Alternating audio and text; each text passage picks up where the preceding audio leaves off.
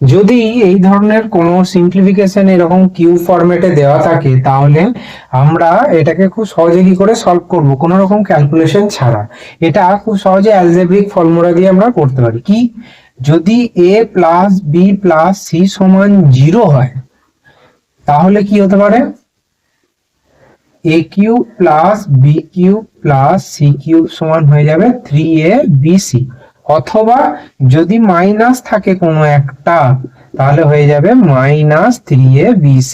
তাহলে এখানে দেখতে পাচ্ছি একটা মাইনাস আছে, সেই জন্য আনসার হবে কত, -3a। কত হবে, 75 ইন্টু 40 ইন্টু 115।